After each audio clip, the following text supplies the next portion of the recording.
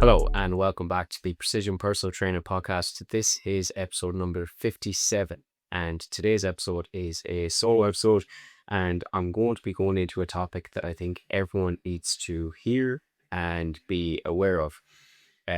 So what we usually get in the gym as personal trainers is come Monday, Tuesday, I hear, Kyle, I was so good all week, but then the weekend ruined everything.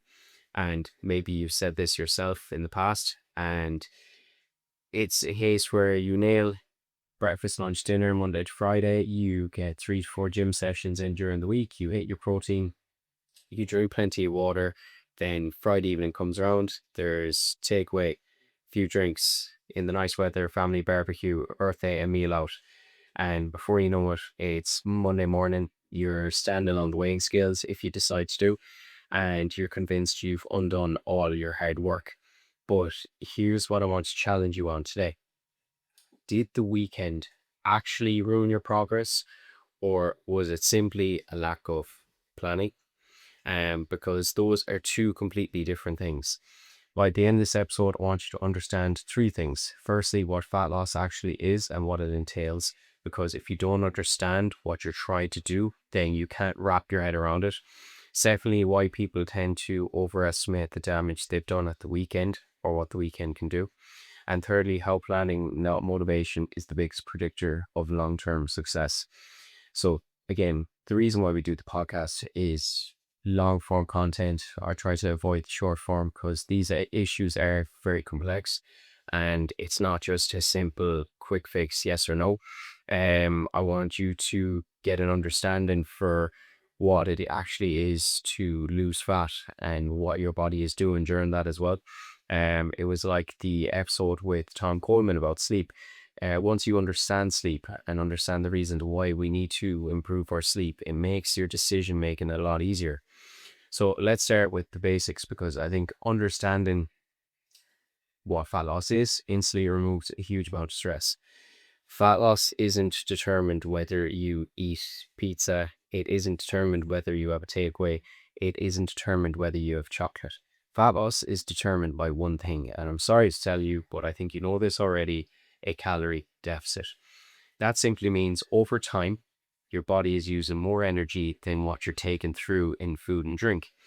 Think of your body like a bank account. Calories coming in are deposits, calorie burned through normal bodily functions, daily movement, exercise, and digestion are withdrawals from that account. So these are all things that burn calories.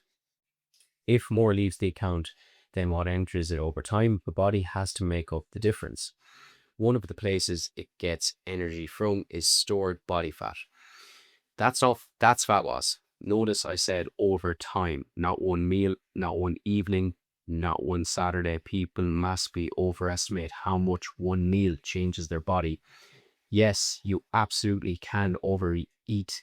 Yes, you can gain weight after a weekend, but here's the important question: what kind of weight? Because the scales don't only measure body fat, they measure everything: water, food sit in your digestive system, muscle glycogen stores, your salt intake, hydration, waste, inflammation from training, hormonal fluctuations. If you eat a large meal on a Saturday night that's high in carbohydrates and salt, you will probably wake up heavier on Sunday or Monday morning. Not because you've suddenly gained 3 kilos body fat. This one thing I want you to take away from this especially: you cannot gain 3 kilos of body fat overnight. It's not going to happen. Body fat happens over a prolonged period of a caloric surplus, where you're constantly eating more above your maintenance, and you've been doing this for a long time. Okay, that is an accumulation of body fat. You have not gained 1, 2, 3, 4 kilos overnight. It is from a prolonged state of eating in a surplus. Some people do it intentionally on a bulk kind of gain phase. Some people do it unintentionally due to life, medication, all of these things, and you're ended up where you are now. But you're not broken. You can change. So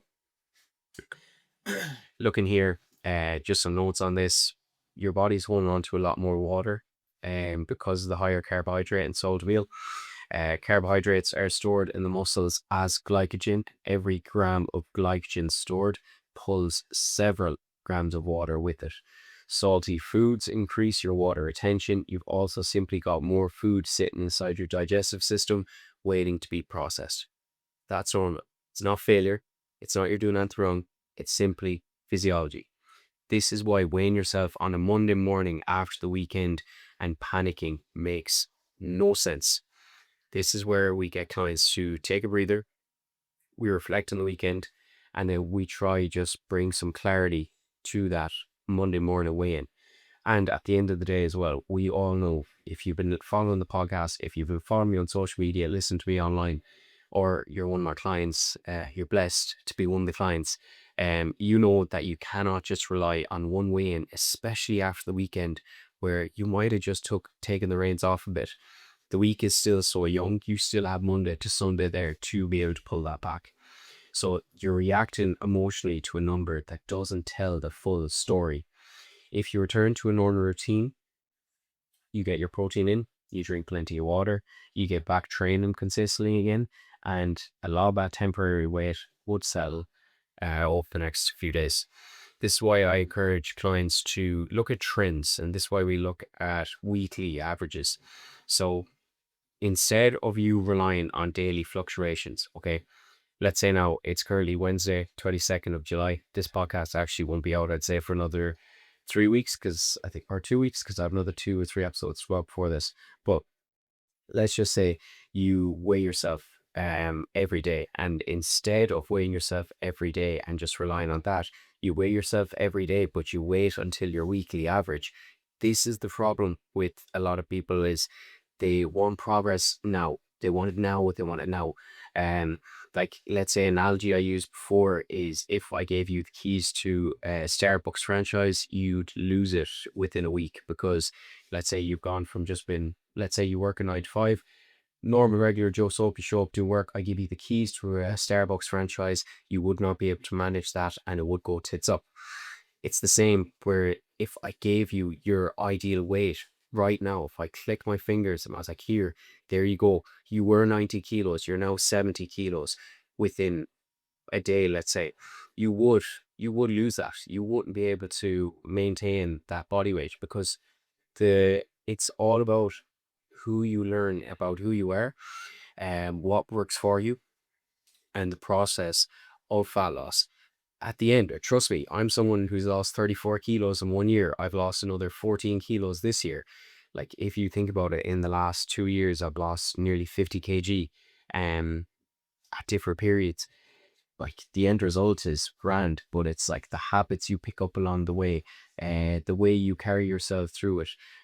Can you stick to your word? Can you do the tasks that you have to do in the day to day? They're what build your confidence and your character.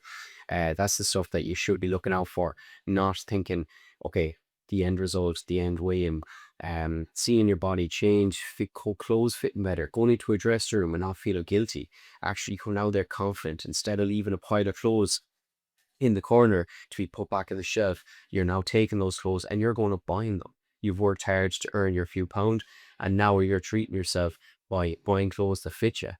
That is the stuff that we need to be leaning into.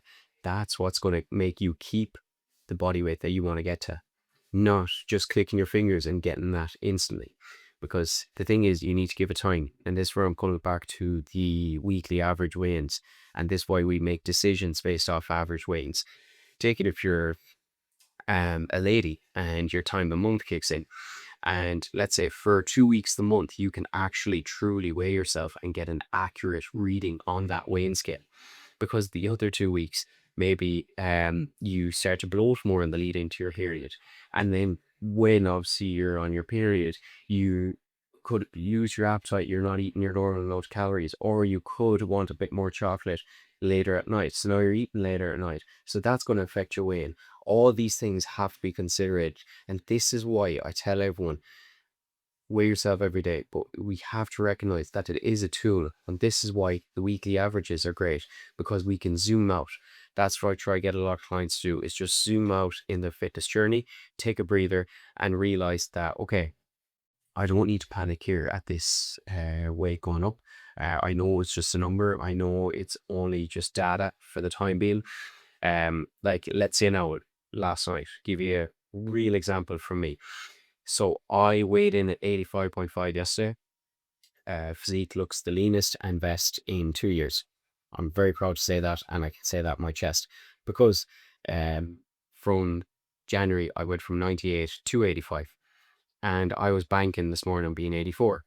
I had 432 calories left over. So Laura said to me last night, she's like, she's craving chicken nuggets from Supermax. So I was like, okay.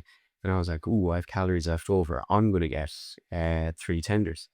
So then I bought Supermax through the drive-through. I get her nuggets, and I get me with 3 tenders. 3 tenders, 200 and, let's say, 56 calories, I think. You can correct me if I'm wrong. Give me slag and cunts. And I think it's like 27 or 31 grams protein. It's close to them numbers. So I'm still within my calories. And boom, 86.9 this morning, basically 87. I just laughed because I'm like, damn, that is gas. Steps for 14,000 calories were good. I trained upper body, had a great session, and I'm up like 1.5 kilos. Who cares?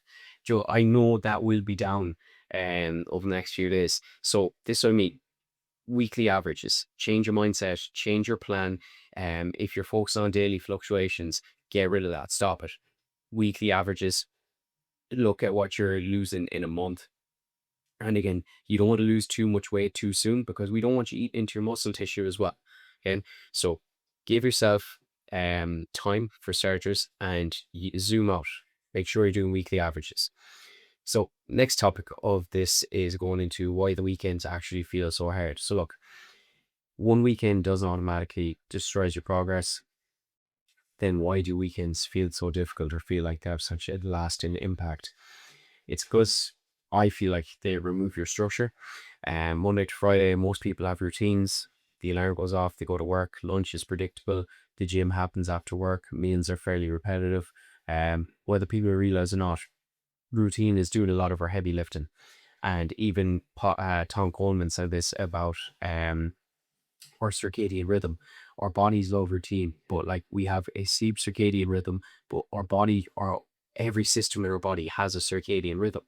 So you'll notice, like let's say for me, overnight oats in the morning, it has like 14 grams of fiber in it. I've overnight oats, water, and a coffee around 9 o'clock after like 3 or 4 morning PTs. I know for a fact I will be going to the loo within 20 minutes of that meal and coffee. So our bodies have circadian rhythm, and usually what happens at the weekend is you want to stay up a bit later, you want to watch a movie, you go out drinking, you go on a date, you eat a bit later, which is fine. It's 100% fine. I'm just trying to get you to understand why you feel like the weekends are so turmoil. It's because routine does a lot of the heavy lifting for us Monday to Friday, and then we just completely disregard it Saturday and Sunday and wonder what the hell just happened there at the weekend. So Friday arrives, suddenly there's no fixed meal times. You obviously stay up later. Alcohol enters the picture. Friends suggest going out. Family want to take away. You're in different environments. You're surrounded by foods you don't normally have. And most importantly, you're making far more decisions. I find Monday to Friday, it could be like autopilot. You're good. And then at the weekend, it's like, oh, I have to say yes to this. I have to say no to this. I have to do this. I have to do this. I have to do this. Every decision you make throughout the day uses a small amount of your mental energy. That is a fact. So by Friday evening, you've spent an entire week making decisions at work, answering emails, solving problems, looking after kids, commuting, dealing with life, football, training, etc. Now you're expected to make disciplined food choices when your brain is already exhausted. That's why relying on something like willpower is a bit of a poor strategy. Systems are reliable. The people who stay in shape are not superheroes. I can't stress this enough. They simply reduce the number of decisions they have to make at certain points. So they've already decided what their breakfast will be. I'm a merchant for this. I know overnight oats. That's going to be my breakfast Monday to Sunday. If anything does change it, I usually do have a planned in advance.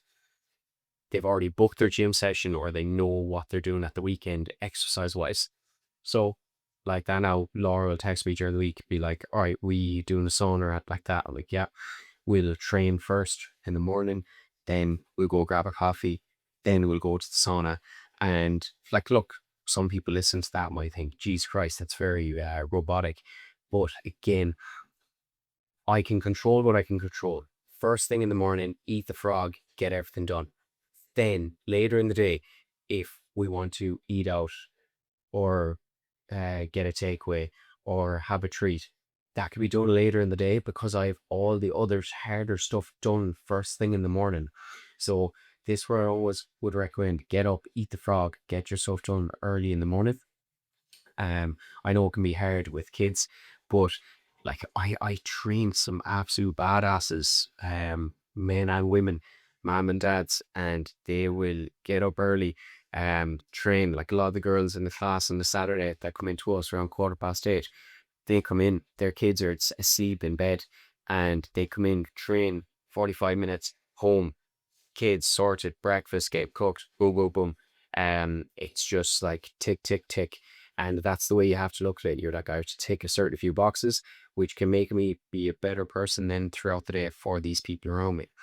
So it's never a discipline issue. It's never a motivation issue. It's more preparation and planning ahead for that weekend coming up. So it's never about like the weekend itself. It's always your reaction to stuff that creeps up, just life coming at you. So again, one meal will not ruin your progress. One weekend will not ruin your progress. What does? I think it's the self-talk after it. The I've blown it. I may as well keep eating. I'll start again Monday. And Paul Dermody's nugget of wisdom is pressing the fuck it button. Do not press the fuck it button. And that mindset turns one indulgent meal into 3 days of potentially overeat. And it's like basically imagine spilling a cup of coffee in your car, right? And a bit of coffee gets on you. You're not going to instantly say, I've already spilled some coffee on me. I might as well fuck the whole cup on top of it. That's just not how it works. So funnily enough, that's how people treat the nutrition. A far better question to ask is, what will my next meal look like? Or let's say we do have a takeaway. Okay, well, if we're having a takeaway while the takeaway is on the way, or someone's collected it, or if I'm going and collected it, I eat it. So when I'm really full, straight afterwards, I'll make my overnight oats for the next morning and have that done at least, because then it's a case where you're reacting positively in line with the person that you want to become.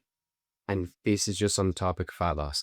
Muscle building, you do have a bit more lenience, but again, it's coming back to that I fecked up at the weekend and my progress is ruined. Again, plan it. Plan it a lot better. Give you an example. Friday evening, you want to have a takeaway. Steps. Get them done early. Okay? Whatever way you have to do it, get them ticked off. If you train on a Friday, get your session done. Plenty of water, and you have your food all done. Thursday night, track in or put into your calories. I'm going to have, let's say, Soup Max is always a great shout because I actually think it's good food, like taste wise, and you can track it. So let's just say, for instance, you put in grilled chicken breast sandwich and you go for burger sauce because it's a bit less calories in there, it is. Then you put in your regular chips, you put in your Coke, whatever else you want with it, whatever you could fit your calories in. This is what I just do personally. I have that takeaway done on Friday evening. So if someone in your house comes into you on Friday, but before you go to the door and work, and they're like, "Oh, are you ready for the takeaway this evening? Or you haven't takeaway this evening?" Instead of being like, "No, piss off, not doing it, not having it, blah blah blah," you're like, "Yeah, I'm having Soup Max grilled chicken breast sandwich meal, regular with a Pepsi Max or a Diet Coke." Done. And they're going to be like, "Oh, lovely. Yeah, they're having the takeaway with us. Happy days."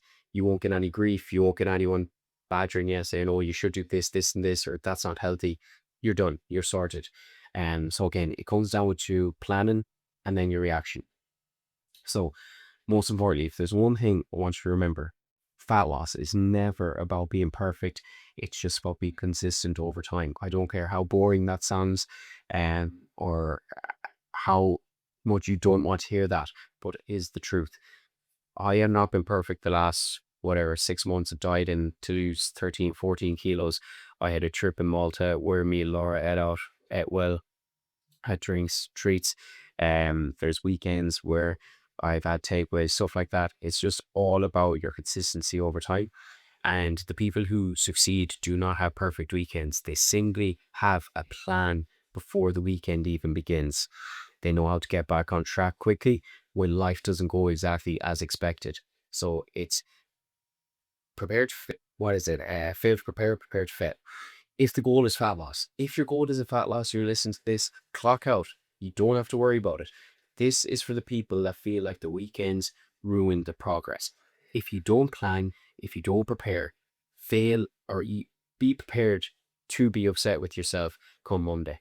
Because if you know this information now and you can do something better, granted, we all have life stressors, but I feel like if you sat down with someone like myself or another coach and you really stripped it back, there probably is somewhere where we could manage time a little bit better. Okay. And you can get planned, you can get prepared, and you can make the weekends enhance your progress, not take away from it.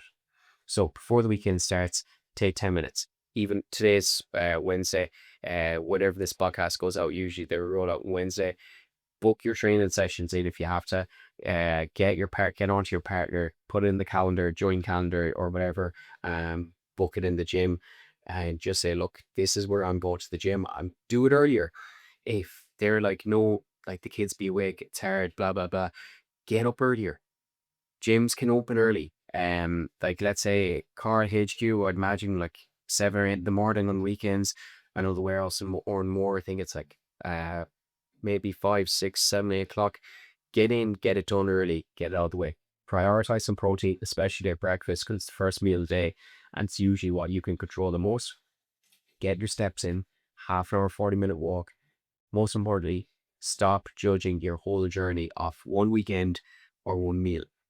Your body reflects what you do consistently, not occasionally. Remember that.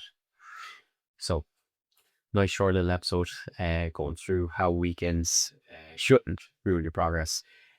But yeah, look, this podcast will probably be up around August time because I am heading away to the sun for 2 weeks. So getting all this done before I go. I'll still be putting content up on Instagram. I'll still be posting YouTube. So don't worry on that regard. I know, be careful. I know you'll miss me. You'll miss me. But I appreciate the episode and the amount of people that have been following the podcast, reviewing it, rating it. It doesn't go unnoticed, and I really appreciate it because it does drive it up more. And I have to say, the podcast has been probably the funnest edition I've added for myself. So I want to keep them up as well and keep pushing them. But other than that, I will catch you in the next episode.